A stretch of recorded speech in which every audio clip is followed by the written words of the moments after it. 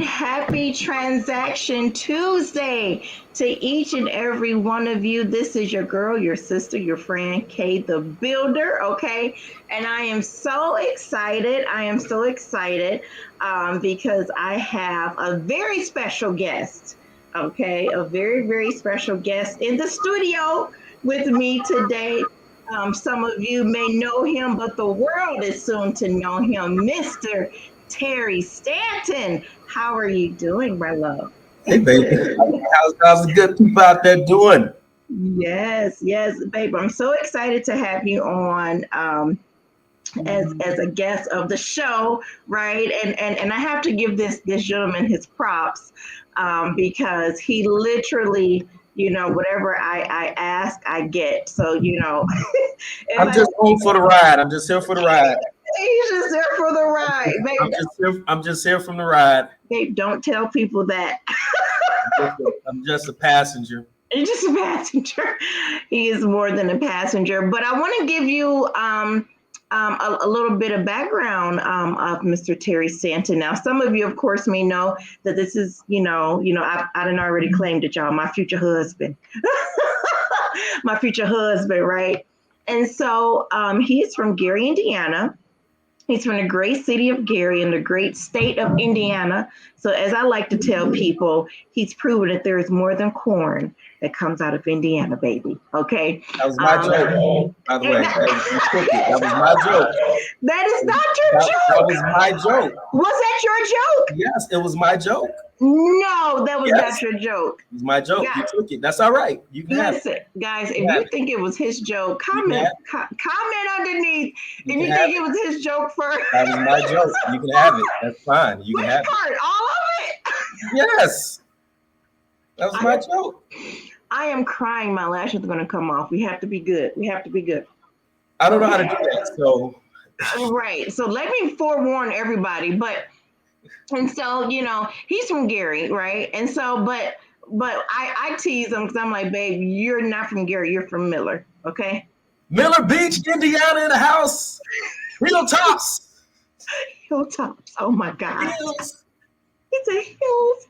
Hilltops, hills. Okay. In the house. Well, listen. And so let's do this. You tell us your background because I don't think I can get through it without crying, laughing. So not at your background, but just at us being silly. But tell us, about your background, not what you're doing right now, but before you started in the life insurance industry, what was your profession? Yeah, so I grew up on the shores of Miller Beach. So as you said, I grew up in Gary, youngest of three boys, and my parents, three, youngest of three. So I'm the baby of the family. So if anybody watching there, you're the baby of your family. Guess what? They saved the best for last. They said they broke the mold. They said we're not having any more kids. We finally perfected this kid thing. All right. So, but my parents taught me and my brothers a lot of things, but they taught us two main things. They taught us the fear and honor of the Lord, taught us the value of education. My oldest brother is a medical doctor. He lives in Charlotte. My middle brother, he's in Indianapolis. He has a master's degree, does consulting for a living. And then I myself went on to become an accountant and went on to become a CPA. Graduated from Purdue University. So all my Boilermakers out there, boiler up, Boilermakers. And ended up working for a very large utility company back home. And I was with them for a number of years. And my goal was to, as most people say, climb the corporate ladder, get make figures and, and then, save up for retirement. That was the goal. So, okay. And so, and thank you, my love, for sharing. And so let me ask you this, with your background being in accounting, what was it, you kind of hit on it a little bit, but do you feel like a lot of people are taught about entrepreneurship, or because our families love us so much, because our friends and family loves us so much, they're protective. So, do you feel like more people are taught how to go out there and create something of their own? Or do you feel like more people are kind of taught to, how to be good students, how to be, good employees? Do you feel like people are being taught how to be business owners or entrepreneurs? No, not necessarily. I definitely think it's something that's not always talked about just in the African American community. But Yeah, my honest opinion about it is that it's almost as if we're still catching up to a certain extent. yeah, There's some people and some people and black people who are still like um, first generation like of graduating from college. You know, yeah. so we still have that. So we're still sort of getting to the place where we're still catching up. I'm second generation of Mm, having graduated from college. My mom, my aunties, you know, on my mom's side of the family graduated. Most of them, I believe, have a college, education. My dad went back to college years later. He's a fireman, so that was his profession his whole entire year was a fireman. But he did like other classes and things like that to supplement income. In 1 year, he became a phlebotomist, which was pretty cool. I was afraid of needles, so we had to do this little training. And oh gosh, I cried. I was I like 8 years cried. old. I was 8 years old. I was like 8. I was young. But so it's a lot of times it's like, well, now that generation, okay, we went to college. We're talking about college because you know that is naturally the sometimes the next step, and it could be a great route. Yeah, And it is a great absolutely. route if you have the right. Uh, what am I thinking about major? It's a great route if you have the right major. Uh, Yeah. but now that next step is having those conversations about um, owning something, Mm. owning something yourself, owning something for your family, and then we're starting to build that generational wealth that most people would like to have or start to build. Let me ask you this, babe. And I feel like, okay, do I say babe or Terry? Right? I'm just gonna say babe, right? Say whatever you want to say. It's your show. It's my show. That's right. I can do whatever I want. Okay. It's my show. But with the whole, generational wealth, do you feel, and of course, listen, y'all, we're going to talk very direct here. So if you're very sensitive, this is your time to log off now. If you're very sensitive. But honestly, do you feel like people are afraid to even have the conversation of generational wealth because they feel like they may disappoint those who have invested in their future, those who have invested into their college? Because let me say this, college is a big business, right? College, I don't know what's deeper, the drug game or the college game. I don't know what is a little deeper, and so I don't know who's gang the drug game or or college, because listen, I remember coming up, and for someone said the college game. Come on with the truth, people. Somebody said the college game is more gang than the drug game. But babe, I was brought up, in the church. A portion of my life I was with my aunt and uncle, and I was taught, we go to college around here. You know what I mean? And I did dibble and dabble in college, but I didn't finish college because I just didn't feel it was for me. But there was a sense of disappointment because I'm like, I know that that my family has invested time with me and prayers and love, and they may be disappointed if I chose college. I mean, if I didn't choose college, but chose to do something that no one in the family is doing. And so what's your take on that? Like, are people afraid to disappoint their family? I mean, of course, I don't, but I don't think that has. I don't necessarily think it has to do with anything just about entrepreneurship. It's just Or the judgment? that's just a part of you. You Hmm. always want to please. You always want to please those that you love and care about. You Yeah. always want to make sure that you have your approval, no matter how old you are. Shit, I'm about to be 40 years old. You know what I'm saying? And I still want my parents approval. But I think every kid wants that. You know what I'm saying? Like you get to a point where, yeah, you're gonna live your own life, right? And do what you want to do. But like I think everybody has to get to that point. Everybody has to get that point in life where it's like, you know what, I have to do what's best for me, or I have to do what makes me happy. So like when I Mm. start studying for my CPA to become a certified public accountant, one of the things that kept me from really going forward to really like start to study for it was like, man, I know when I study, I'm not gonna have no life. And so I'm like, man, I ain't gonna be able to hang around my friends. I ain't gonna be able to Right. do this. I ain't gonna be able to do that. I ain't gonna be able to catch up. You know what I'm saying? Or talk about things, man. Did you watch the show? Did you watch the basketball game? But then I was like, I just came to the place. I was like, well, they not, gonna necessarily help me reach they'll support me, but I'm the one that have to go out and go get my dreams and goals. And I can't put off Mm. what I want to do because I want to please somebody else, or feel like, oh man, Yeah. we're not boys anymore. You're not around. You don't hang out with me anymore. So like I had to get to the standpoint like, if anybody that I consider is a friend that gets mad at me because I step away for a time to sort of focus more so on my goals and my dreams and solidify things for my life, then like that's not a real friend.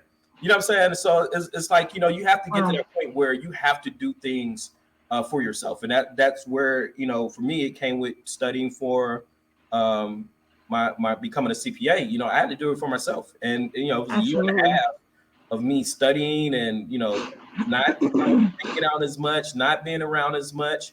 So I can secure my future. Your future, right? So sometimes it's safe to say you have to go from being the fun friend or the fun guy to future thinking guy. Like, I'm thinking about my future.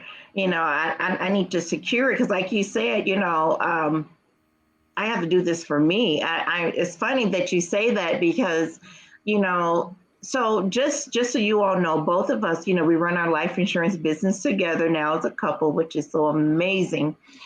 And so we coach and train agents. And so, I was on the call with someone from our team, and this person was, just sharing some things with me, and what you just said made sense, and I had to tell her and encourage her, not like beat her up about it, but I had to encourage her and say, hey, no one's coming to save you.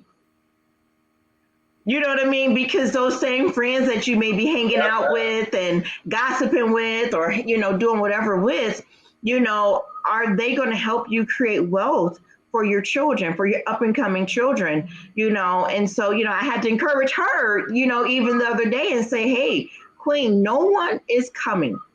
Like, I hate to be the bearer of bad news, but no one is coming.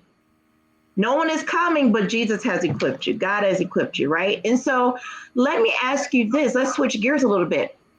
So we talked a little bit about your background, being being an accountant, a CPA, and just really, being taught those values of going to school, get a good job, things of that nature. And so how did you come to be in financial services, being a life insurance agent, and how in the world are you doing financial services without all of these additional licenses? Like, how did you get into the industry, and how in the heck are you able to make just as much money as people with those 50 million licenses? Like, what are the baby series 60? I get caught up in them. Series 6, series 3, series 66, Route 66. What is it? How do you? So so back in 2001, I got in this relationship with this lady, and she gave Uh-oh. me a lot of money to pay for school. And so once I got out of school, I had to pay her back. And so Dang. I think a lot of people know who that is. I think a lot of people is in that relationship with that lady too as well. But I had a lot of student loan debt, so I wanted to I wanted to get out of debt, right? I was looking and looking at my just okay, how much longer I got to pay on this? Man, I got another 20 years. I had another 20 years to pay on this. I said, man, I don't want to pay on this for the next 20 years. I was paying $600 a month total in student loan debt. I was like, man, I can do something more with that money. I can put it aside. I can save it. I can invest it. I can buy a new car. I can, have a house. I can do, so much more with $600 Yeah. back in my pocket extra a month. And at the time, I was looking for a new job, looking to leave the company I was at because I wasn't happy with where I was at. So I was looking to leave the company. And a friend of mine had somebody reach out to me, asked me if I kept my business options open. And I was like, yeah. So, so I was excited about it. And so I just came to learn about the company. And I didn't really know much about the company. I didn't really know what it is. He wasn't giving me a lot of information at all. And so I really came out to really just support him. Okay. He wasn't necessarily looking to do something in this field because I didn't know what it was. But I'm thankful that I was open. Right. I was open because I was looking for something else. I don't know if if I wasn't looking for something else, I don't think I would have ever, took up an opportunity like this. Let me interject if I can. Were you afraid, like when you first was presented the opportunity of even being in life insurance, being a CPA, being someone that was, respected in the family because, you're this accountant, and things of that nature, was it scary even going to the meeting? Like, what were your thoughts when you were invited out to hear about life insurance? Well, I didn't know. I didn't know it was life insurance. I didn't really know what the Okay. company was. I think I knew it was like in financial services. Okay. That was it. I'm a natural scaredy cat. Okay, I am. I'm a natural scaredy cat. But no, I wasn't scared of like going to the meetings or things of that nature. I was very used to going to places by myself and just making friends. Like I used to, I haven't did it as much, especially even since COVID. But since even with, been focusing more on my business, every year, the organization my church is part of will have, conventions all across the country, and I would Mhm. go sometimes just by myself, have my room by myself, walk around, and meet people, make friends, and things of that nature. So I was fine with going to places that by myself where I didn't know anybody. Yeah, there's always a level of uneasiness, nervousness, going to a place where you don't know anybody. Yeah. But I'm very comfortable with being around people and in social settings and talking with people if I have to. So let me ask you this: how comfortable were you when you found out it was life insurance, and you were sitting there and you were like, "Whoa!" Well, Like, I honestly didn't know it was life insurance. I still didn't know mhm. it was life insurance. I actually got there late. I missed the It was presentation on for CP time. yeah, and, listen, I had to be out in Oak Brook, Illinois. I live in Crown Point, Indiana. That's an hour 15, hour and a half drive. You drove an hour and 15 minutes to And hear about something for a friend. That's I went awesome. to support a friend. Went to support a friend. I went to Listen, support where are those friends at? and I Comment below. and I told him that I was going to come. Um, Okay, and I try such a very loyal hard to guy. be a person of my word. And so, but Yes. again, this is Saturday, my day off. I want to sleep in a bit, or I just want to chill, just relax a bit. And I was like, I don't know if I'm gonna go. And Mhm. then I was like, I told him I was gonna come, so I got my butt up and I went out, and I missed everything. And they let me actually stay in the advanced training that day. and they were talking about like recruiting and bringing people on, and I was like, "Oh my gosh, my friend, he got me." Is one of those things, and Pyramid scheme. it's one of Pyramid. those things. He got me. Uh, so yeah, I left. I was still. So he actually called me, and he sent me a book Okay. about the industry that was written by Patrick McDavid, who's the CEO of the company that we're with, that for our business. But uh, Yes. he sent a book called the Next Perfect Storm, and it talked about why the insurance industry is probably right now the best industry to get in if somebody's looking to have a business or make money. It's probably the best industry. Now, there's other great industries to get in. Absolutely. Like if you Yeah. just compare pound for pound, it's probably one of the best industries that you could ever get in your whole entire life. And I was like, you know what, this makes sense. I like helping people. Families need to know about life insurance. That's something important. I can see myself doing on a part-time basis. And I knew I wanted to do it, but I had some fears. Like, man, can I do this? Can I make it work? Would I make some money? I think that's what Do I everybody. want to do it? You know what I'm saying? Hmm. But I wanted to do it. And so So let me interject. You wanted to do it, but what was the why behind it, babe? Was it because, oh, it's life insurance, or you kind of read some information you saw, you heard about, Patrick David, or read him saying that, we had to be prepared for the perfect, the next perfect storm. So was this your way of preparing yourself for, making sure you are, good for your future? Or was it just because, oh, I'm just excited to do life insurance? Like what was it that made you say, okay, I'm going to give it a go? I read this book, The Perfect Storm by Patrick David, and did you feel like you had been prepared, or you wanted to be prepared? it really wasn't none of that, to be honest. Wow. It made sense. One, it made sense. We've all been to different kinds of presentations to start your own business and Yes. things of that nature, right? And so I consider myself a very like intelligent, smart person. But so I would go things, and my mindset is, if I can punch holes through it, then then I'm not going to do it. If I can punch holes to it, and okay, think about this. Okay, but what about this? What about this? What about this? If I can punch holes through whatever the presentation is, then I'm like, no, this don't make sense. This part don't make sense.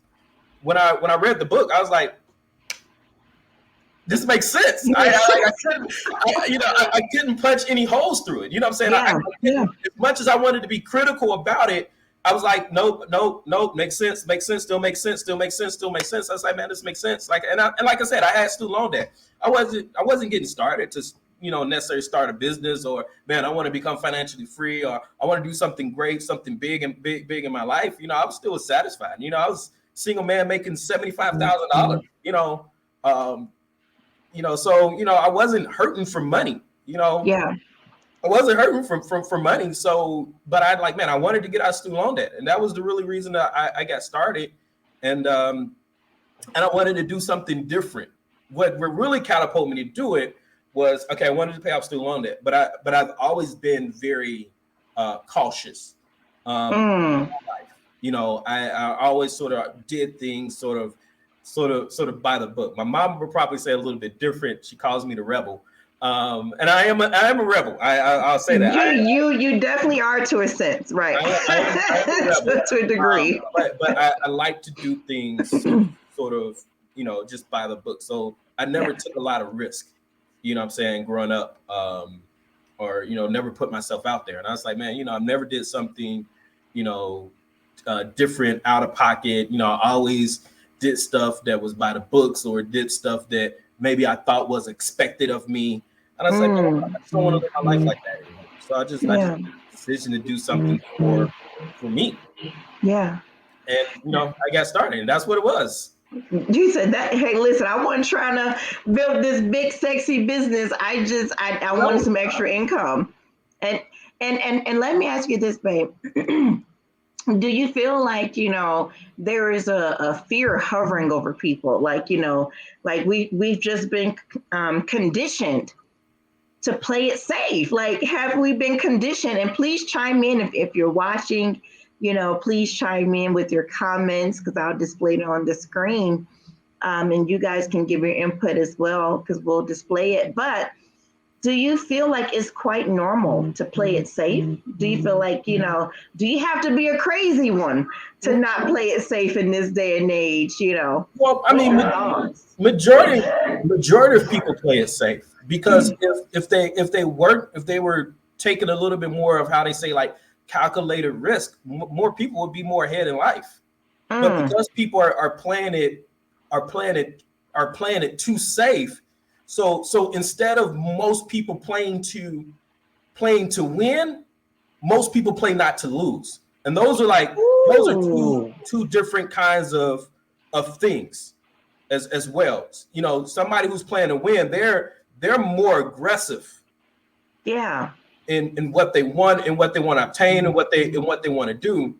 But somebody who's playing to win or playing not to Not lose, to lose. there's so much they're a little bit more playing reserved, and they're not giving all they are. I just want to keep what I Mm, have here. I don't want to lose yeah. this. You know what I'm saying? And so my mom taught me something at a very young age. She taught me a lot of things. My mom taught me a lot of things. She's My dad taught me a lot of things. amazing. Like I said, I tell a lot of people, my dad's my hero, and don't mess with my mom. Okay, my mom is crazy. Right. Okay, okay, mom. Because we'll get you.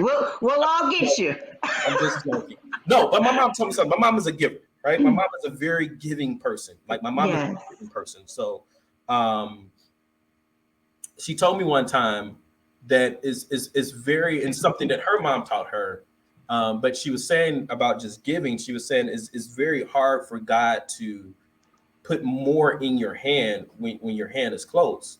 Mm, But that's also in life anyways. Like if you want to get to that next level in life, like you cannot hold on to what you currently have because still God can't get you to that next level because you're still having your hand closed trying to keep this life when God is trying to give you maybe a better life. And so you need to be able to open up your hand and let go of the life that you had so that you can have a newer life or more improved life. why is it so hard for us to let go? It's fear. Fear. It's just fear. I mean, most people don't make it or don't do a lot of things because of fear. Because of fear. Because of and it's all in your mind though as well. So it's all in your mind. All that stuff is in your mind. So, but we paint this picture of what if this happens, what if this happens, and we don't balance it out, right? So we're very Mhm. uneven sometimes in our logic. Mm, So we're very uneven in our logic. So we may be saying, well, what if this doesn't work? What if this doesn't happen? What if this doesn't happen? What if this happened? Like so we're very uneven and we're very negative. So like our human nature, we're more negative individuals than positive individuals, right? So mhm. we have to build up the habit of being positive. So also I had a friend and a mentor of mine. He said, if you're gonna say, what if this doesn't happen, then you have to be fair with yourself and give yourself the other side too as well to balance it out. So if you're going to say, what if this doesn't happen, you also have to say, what if it does happen? What if it does? Wow.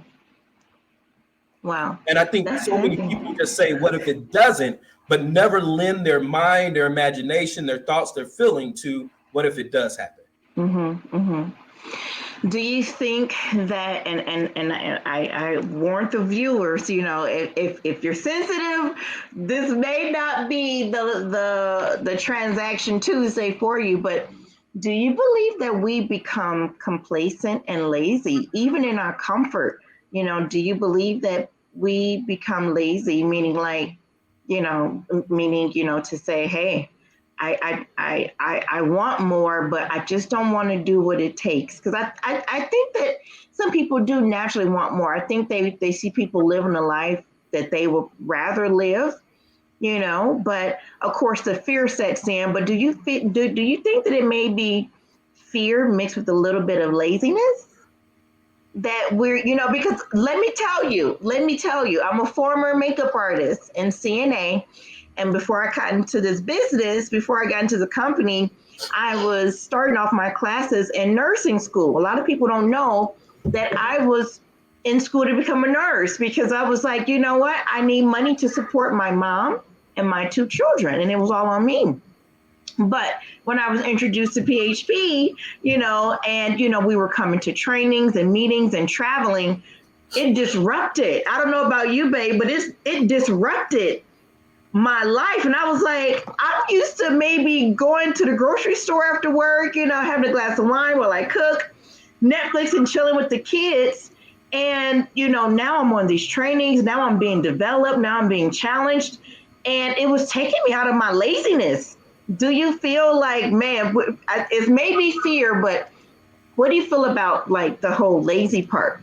Just the transparency. Like if we can be very direct, we can be very direct.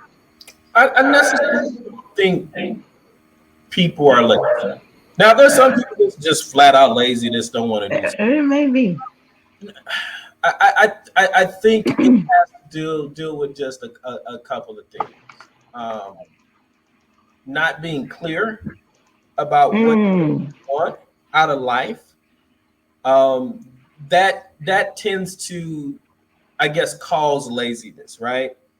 Because you're not clear what you want in life. So like it's like, well, I'm just gonna come home, I'm just gonna watch TV, the bills are paid, I go on a little trip, this year, what I'm saying, I do this, I do that, but it's more so conformity. We're conforming to what society tells us is okay, or this is how your life should look, or this is how your life should be. So I think it's more so of more people not necessarily being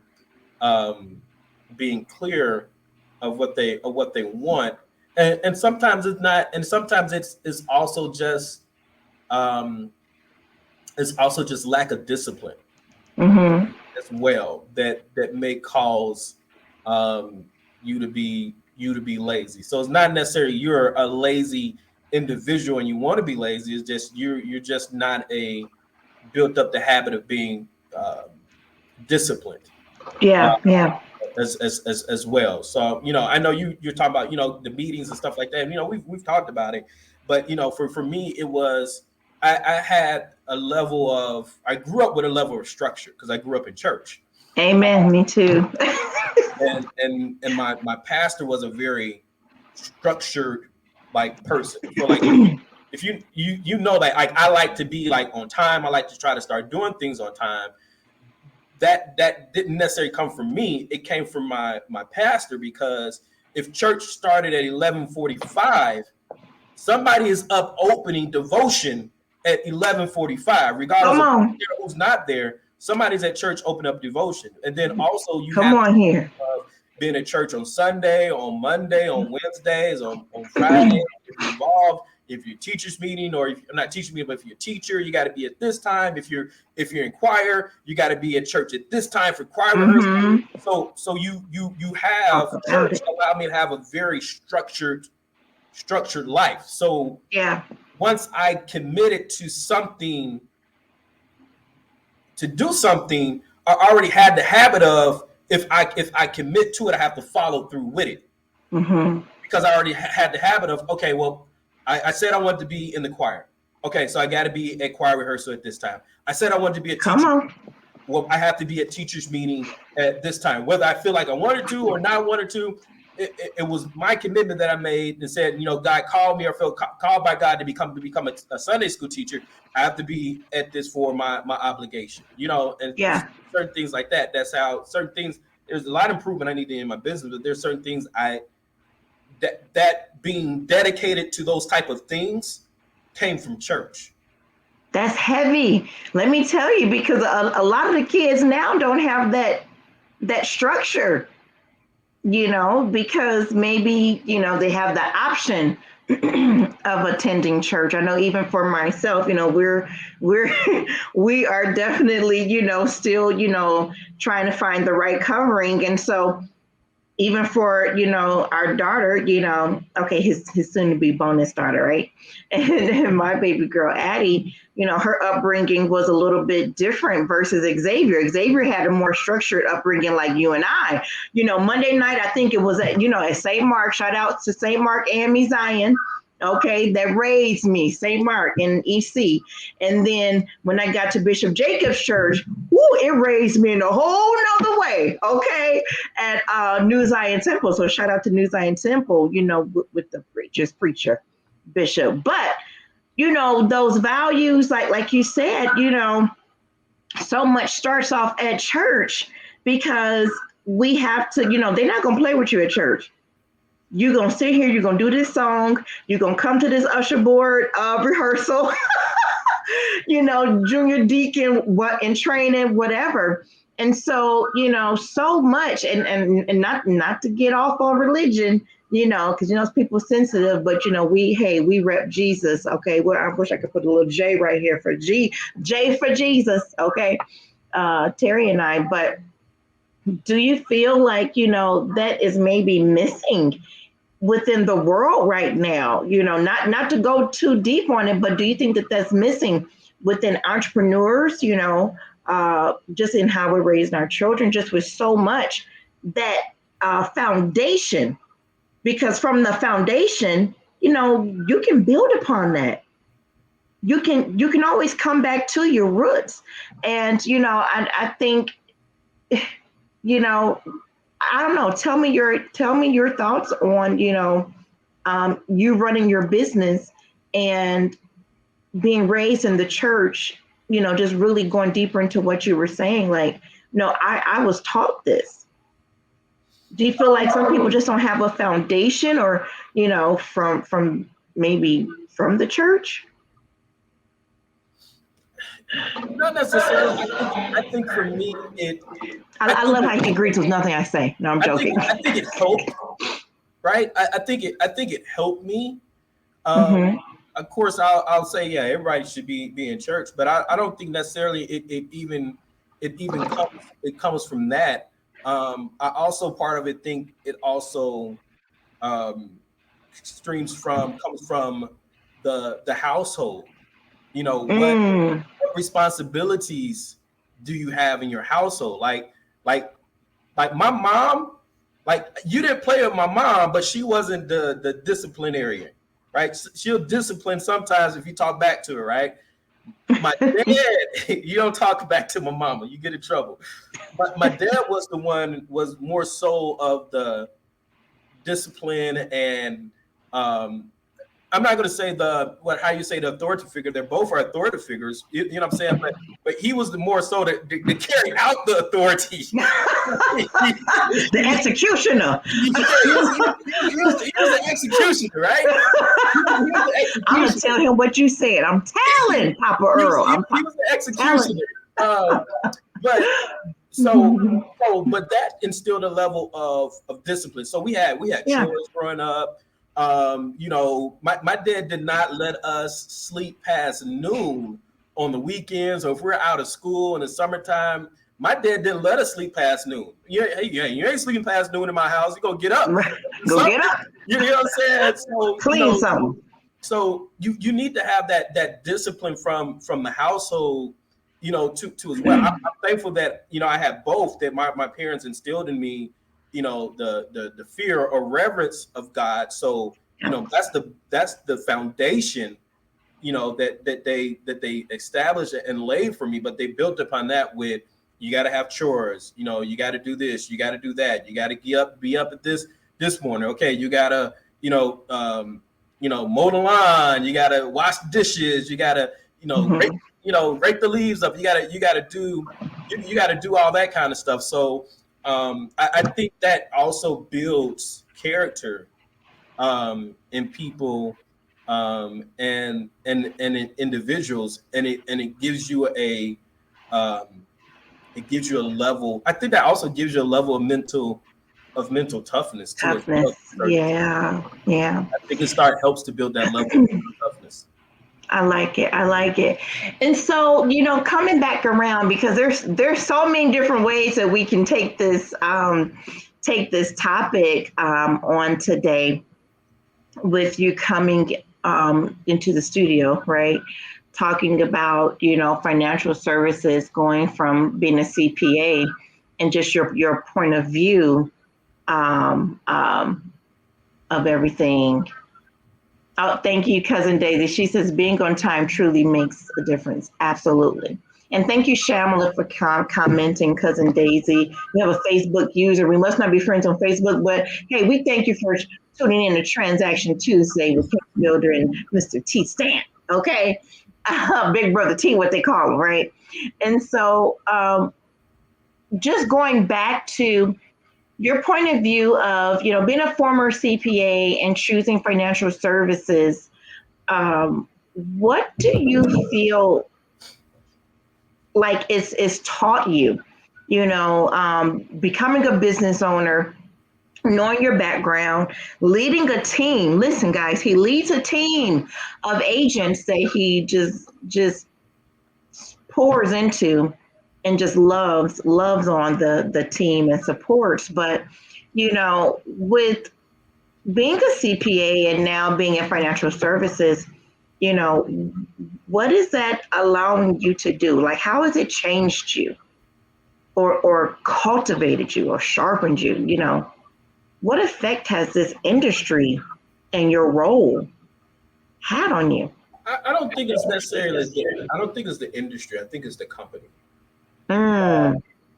Like I said, I'm a natural scaredy cat. Okay, I'm a natural scaredy cat. So I was about my schooling, get grades and stuff like that. Like that stuff was easy to me. I hate to say it like that, but that stuff was very easy to me. Like none of that stuff was really like severely difficult. Even getting my CPA, it wasn't. I tell a lot of people, I hate to tell people when I talk about getting my CPA, like it wasn't hard. The hardest thing about getting your CPA is just being disciplined enough to study for the exam. Mm-hmm. You can build that discipline. I think anybody can go become a CPA. I mean, that's just how I think. I think that stuff is so simple that anybody can go become a CPA. But anyway, let me get back to the part. So, I was a natural security cat. So I was the guy that I'm social with people. I talk with people and things like that. But I've always just struggled with my self-esteem and my self-confidence. Always growing up living around. Okay, well, does this person like me? What does this person think about me? Was always afraid to talk to the girls, even if I liked them, or try out for different things or do different things. So the just the company, and not even like the company, it's very heavy on entrepreneurship. So it helped me build more a greater level of self-esteem in myself. Wow. And build a more confidence in myself, and then also just speaking up more. I'm babe, me, and anybody else know me, is very, very, very, very difficult to like get under my skin. You know what I'm saying? Because I'm just laid back, very easygoing kind of person. And I always tell people that the only person get under my skin is my brother Graylin. So you guys know Graylin. If Shout out to Graylin.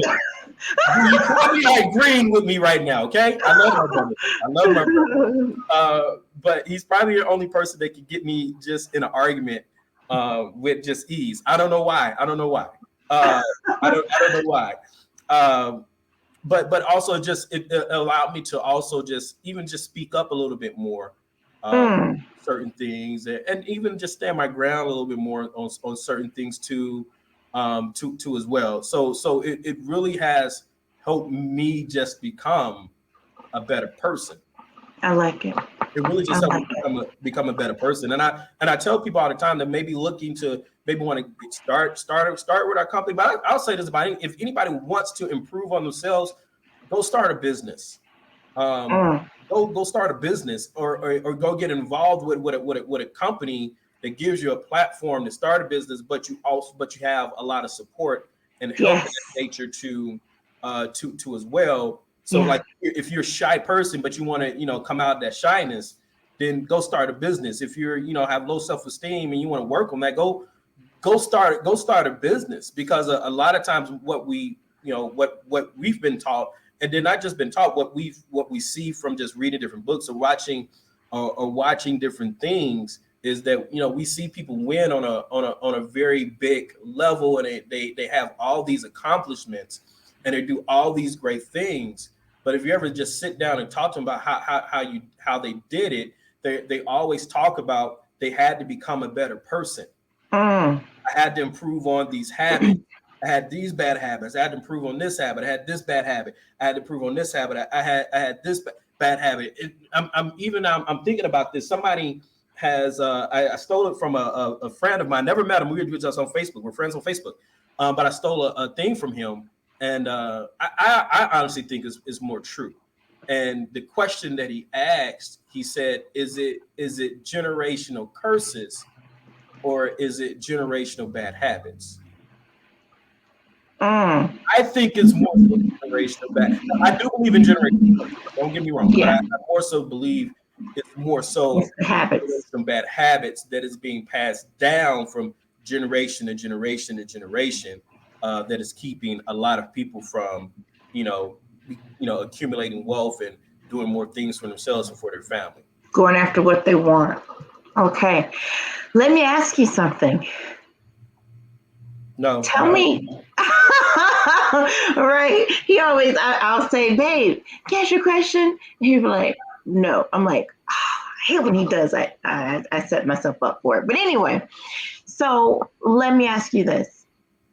Tell me about your products and how you are helping the community now, because we're going to wrap up in a few moments, so it won't be long. This, baby, you've done a great job. It's been a great interview. And you look so handsome. Thank you. Thank you. Thank you. And so tell me about your products that you offer. Now, we know there's a Series 63 and all these other series and things of that nature. But with your one life insurance license, share with us how you help families. I offer probably one of the best products to be ever offered for families. That's just my humble opinion about it. But we do life insurance. We're in the life insurance industry. A lot of people don't think life insurance is sexy or life insurance is fun and all that different kinds of stuff, different kind of jazz. Or a lot of people don't think they may need life insurance. But you never know that you need something until you need it, right? A lot of times it's even like auto insurance. Here's a it's not a funny story, but so I've always had auto insurance. Okay, I'm not out there riding dirty, people. But I go through Geico, and for a while I was thinking about, man, you know what? Do I need this full coverage on my car? Maybe my car's a little bit older. Maybe I'm just gonna get some liability on my car. Save me a few extra bucks. Right. And, because I wouldn't need the rest of this coverage anyways. You know what I'm saying? Like my car's not even worth, in my mind, I'm thinking like, is the car even worth me having this liability and this full coverage on my car? Thank God I never pulled the trigger on it because I hit a deer.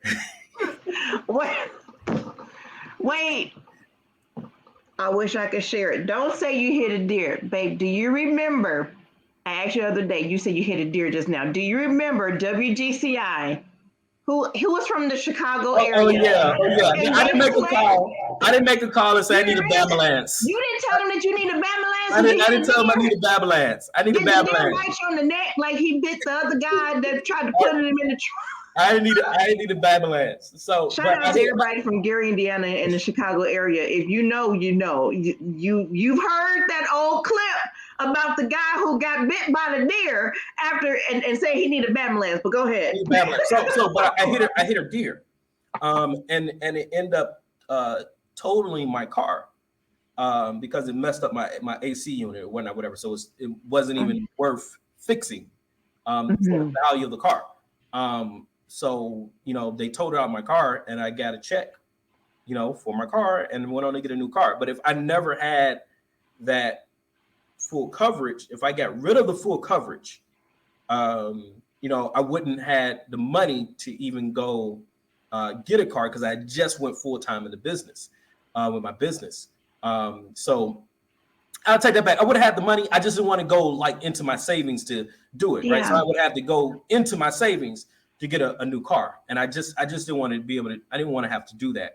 But the reason I'm telling the story is, I was thinking about getting rid of it, thinking I didn't need it, and that happens a lot of times. A lot of families, a lot of people that says, "Well, I'm young. I don't need life insurance. I'm healthy. I don't need life insurance." Not knowing that, that's something that you can never prepare for. I mean, not prepare for, but it's unpredictable. So you can't prepare for it, but you don't know when it's gonna happen, and you don't know the effect of it on your family. So if I'm worrying about, man, I don't have money may not have money to get a new car because my car is messed up, and I got rid of my auto insurance on my car. How does that look? What's the more financial impact on a family that says if somebody passed away? Now they got to think about, man, how can I take care of my kids? Yeah. How can I keep food on the table? How can I keep the lights on? How can I not be a burden to a family member that maybe I have to move into with my kids because I need some extra financial assistance? Yes. And so being able to educate families about life insurance, we keep the lights on, we keep foods on the table, we keep roofs over families' heads. We help set up college funds. We help people get a new home. We know people that had policies through us that the spouse died and the wife moved the kids into a better neighborhood. It opens up tons of more opportunities for families where that cycle, again, we talked about the cycle, generational curses, generational bad habits, that cycle is not continually perpetuated through the next generation, because it happens that if somebody doesn't have life insurance, that financial impact is not just immediate, but that financial impact flows into the next generation. Yeah. Let me ask you this, and we're going to be done in a few moments.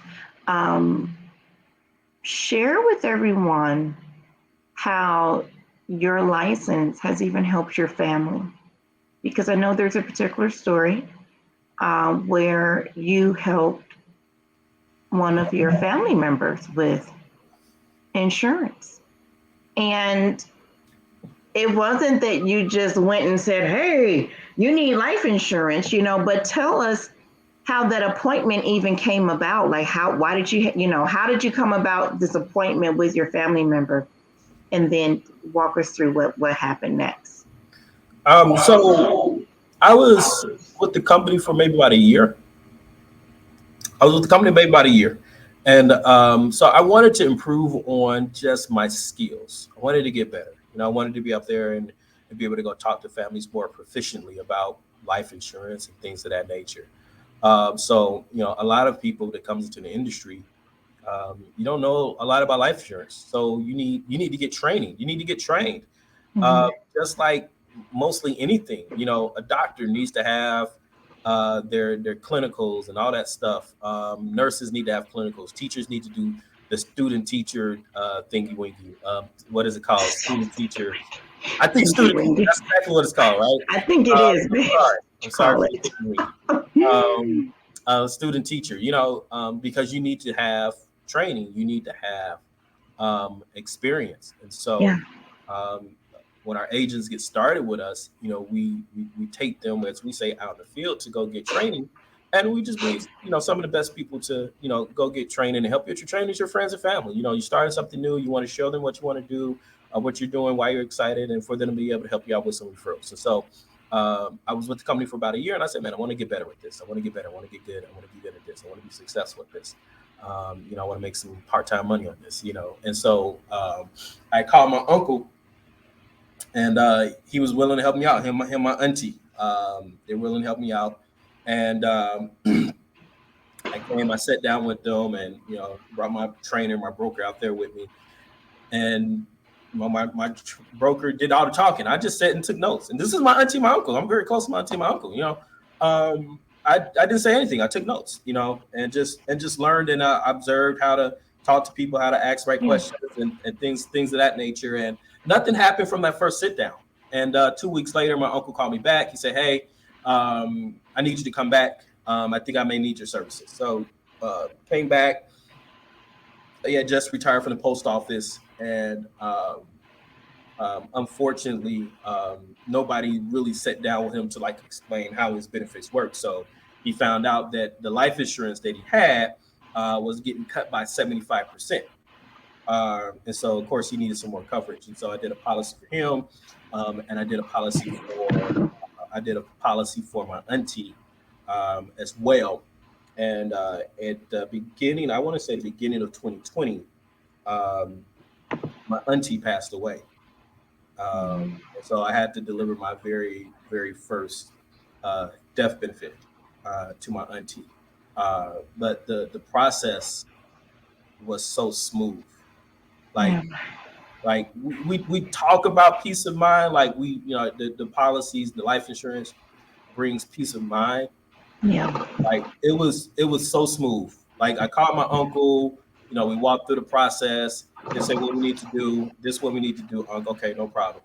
Just there was no stress, no having to think about, man, do I have the money? Do I need this? Do I need this? What do I need to do? Man, how much would this cost? How much this? None of that had came up in the conversation at all. It was, here's what we do. Let's call an insurance company. Okay, who are you working with? This is the company that we're working with. Okay, we're going to be in contact with that company, and whatever the bill is, we're going to send them the money. Yeah. Just that simple. And it doesn't happen like that for a lot of people. It really doesn't. The fact that you were able, just because you are a life insurance agent, you wanted to get better at your craft. You sat down with near and dear aunt and uncle, and they supported you. They supported you by just even listening. They listened the first time, but then thought about it. Hey, come back. You put a policy in place. And even though there was a great loss, because listen, we cannot take the great losses away, but your life insurance license was able to give someone that you love peace of mind. And I know it's hard to lose an aunt. It's hard to lose family. But how did you feel knowing that even though you all suffered a great loss in your family, but you were not only the nephew, you were also the life insurance agent that wrote this policy that was able to deliver peace of mind?